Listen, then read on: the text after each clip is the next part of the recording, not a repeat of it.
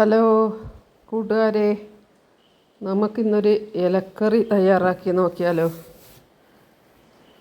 അപ്പോൾ നമ്മളെ ചുറ്റുവട്ടത്തുള്ള ഒരുപാട് ഇലകൾ, നമുക്ക് ഭക്ഷ്യയോഗ്യമായ ഇലകളുണ്ട്. അപ്പോൾ ഞാൻ ഇന്ന് തയ്യാറാക്കുന്നത് കുറച്ച് ഇലകൾ എടുത്താണ്.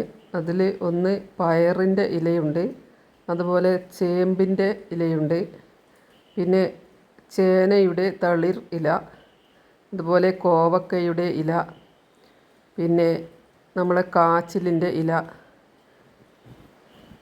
ഇത്രയും എടുത്തിട്ടാണ് ഒരു തോരൻ വെക്കുന്നത്. അപ്പോൾ നമുക്കിതൊന്ന് ചെറുതായി അരിഞ്ഞിടാം. നല്ല കഴുകി വൃത്തിയാക്കിയതിന് ശേഷം ചെറുതായി അരിഞ്ഞിട്ടിട്ടുണ്ട്. അത് നമുക്ക് കുറച്ച് ഉപ്പും ഇട്ടതിന് ശേഷം ഒരു സ്വല്പം വെള്ളം മാത്രം ഒഴിച്ച് നമുക്ക് ചെറിയ തീയിൽ വേവിച്ചെടുക്കാം.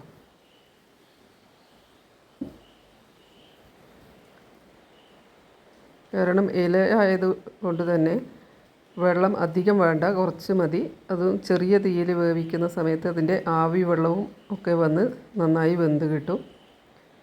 അപ്പോൾ ഇത് ഒരു 10-15 മിനിറ്റ് വെച്ചതിന് ശേഷം ഒന്ന് തുറന്ന് നോക്കുമ്പോൾ ഏകദേശം പകുതി വേവ് ആയിട്ടുണ്ടാവും. അതിലേക്ക് നമുക്ക് കുറച്ച് നാളികേരം ചിരവിയത് ചേർത്ത് കൊടുക്കാം. നാളികേരവും ചേർത്ത് ഒന്നുകൂടി അടച്ച് വെച്ച് നമ്മൾ വേവിക്കാം. അപ്പോൾ നാളികേരം ചേർത്ത് കൊടുക്കുമ്പോൾ തന്നെ നല്ല സ്വാദ് ഉണ്ടാവും. അപ്പോൾ നാളികേരം ചേർത്ത് കൊടുത്ത് നമുക്കൊന്ന് ഇളക്കി യോജിപ്പിച്ച് ഒന്നുകൂടി തട്ടി അടുപ്പിച്ച് ഒന്നുകൂടി അടച്ച് വെച്ച് വേവിക്കാം. അപ്പോൾ നിങ്ങൾക്ക് ഈ വീഡിയോ ഇഷ്ടമായാലൊന്ന് സബ്സ്ക്രൈബ് ചെയ്യണേ. കൂട്ടുകാർക്കെല്ലാം ഒന്ന് ഷെയർ ചെയ്ത് കൊടുക്കണം. അപ്പോൾ ഇതിലേക്ക് ഇതെല്ലാം ഇട്ട് കൊടുത്ത് ഏകദേശം റെഡി ആയിട്ടുണ്ട്. നമുക്ക് ഇതിനൊരു വറവ് ഇട്ട് കൊടുക്കാം. വെളിച്ചെണ്ണ ഒഴിച്ച് അടുപ്പത്ത് വെച്ചതിന് ശേഷം നമ്മൾ അരിയാണ് ഇതിന് വറുത്തിടുന്നത്. അരി ഏകദേശം പൊരിഞ്ഞ് വന്ന ശേഷം അതിൻ്റെ കൂടെ 2 വറ്റൽമുളക് കൂടി ഇട്ട് കൊടുത്ത് നമുക്ക് ഇത് റെഡിയാക്കി എടുക്കാം. അപ്പോൾ നമ്മളെ ചോറിന് കഴിക്കാൻ നല്ല സ്വാദിഷ്ടമായ ഒരു വറവാണ് ഇത്. അപ്പോൾ അരി ഏകദേശം നന്നായി പൊട്ടി വന്നിട്ടുണ്ട്. അതിലേക്ക് 2 മുളകും കൂടി ഇട്ട് കൊടുത്ത് നമുക്ക് ഈ വറുത്ത് വെച്ച ഇല കറി ഇതിലേക്ക് ചേർത്ത് കൊടുക്കാം.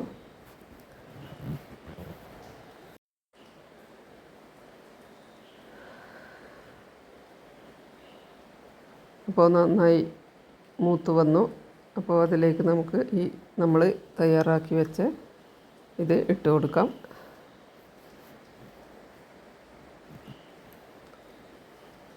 എന്നിട്ട് ഒന്നുകൂടി ഇളക്കി യോജിപ്പിച്ച് ഇതിന് ശേഷം നമുക്കൊരു പാത്രത്തിലേക്ക് എടുത്ത് നമുക്ക് ഉപയോഗിക്കാവുന്നതാണ്. അപ്പോൾ വീഡിയോ എല്ലാവർക്കും ഇഷ്ടമായി എന്ന് കരുതുന്നു. ഇനി ഒരു പുതിയ വീഡിയോ ആയി വരുന്നത് വരേക്കും എല്ലാവർക്കും നന്ദി. ഓക്കേ.